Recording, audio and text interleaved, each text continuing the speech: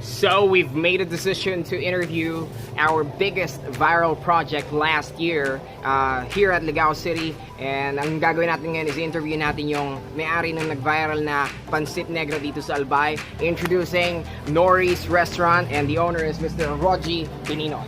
Hello po, welcome sa Nory's Restaurant.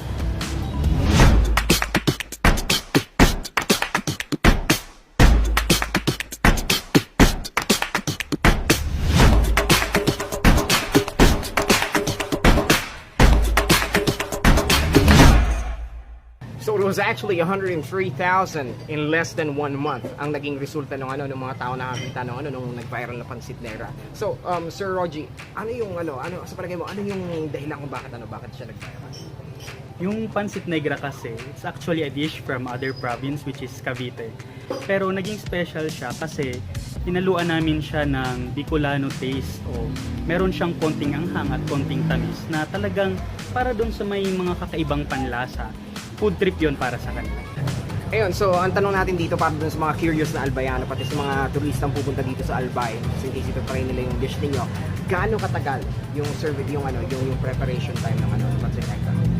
So yung Pansit Negra, linuluto siya within 15 to 20 minutes. So mabilis lang naman siya lutuin. Isa-serve na siya agad. O gaano karami yung serving ng yung portioning ng Pansit Negra? So yung Pansit Negra, meron siya kasing tatlong size, small, medium, and large. Yung small namin, good for 2 to 3 person naman siya, hanggang dun sa large namin, which is good for 5 to 6 persons.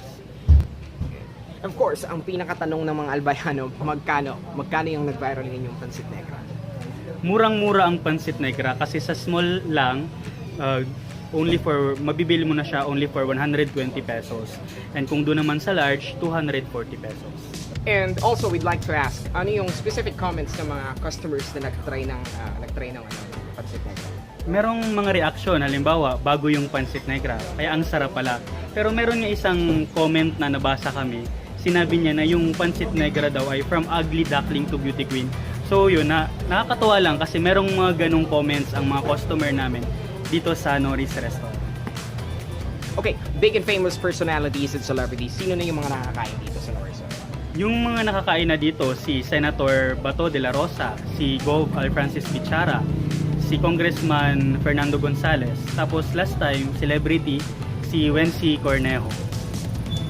So, nag-viral si Pansit Negra. What's up with the idea of 3D Pansit? Yung 3D Pansit kasi, pwede siyang meaning niya ay 3D or 3-dish pansit. Tapos gusto rin naming i-represent yung 3rd District of Albay bilang sentro ng mga pansit dito sa Albay. Okay, so sabi mo 3-dish pansit, igwa ka ng Pansit Negra, ano pa sa duwa? So kasama dun sa 3D pansit, yung Pansit Bawang at Pansit SigLa or Pansit Sisig+Lada. Kung gusto mo ng seafood, mag-Pansit Negra ka. Kung gusto mo ng chicken at egg, mag-Pansit Bawang ka. At kung gusto mo naman ng pork, mag-Pansit SigLa ka. Aside dun sa 3D pansit ni Nory's, ano pang meron na binabalik-balikan dito? Meron din kaming ibang luto ng chicken. Meron kaming Nory's fried chicken, buttered chicken, Bicolana chicken or spicy chicken, honey garlic chicken, and honey buttered chicken. Then meron din kaming mga sulit meals tulad ng silog, bulak silog, tap silog, and chick silog. Okay, so ibig sabihin, tinauhan nindo grabbing choice so tao mo niyan na talagang pagpupukusan nindo is itong supansit, and gusto man nindo i-represent si 3rd District na kamo ang ma-represent kang pansit din sa bilog na Albay. So I think it's something worth trying kang mga Albayano. So kunyan, tataod, kita naman ang matry and sabihin mo sa inyo kung ano ang experience. So ito yung pinaka-paborito naming part, taste test. Let's go! Pansit Bawang in a sentence.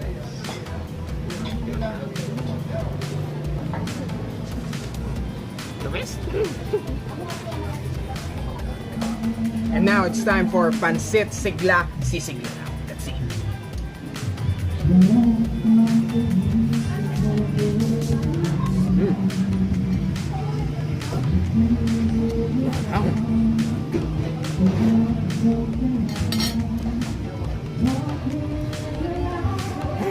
Maharang talaga. And para sa last nating titigman, yung viral Pansit Negra. This is it, Pusit Pansit. smells freaking good.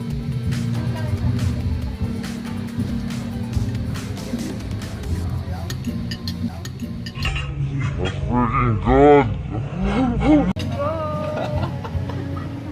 Go na go.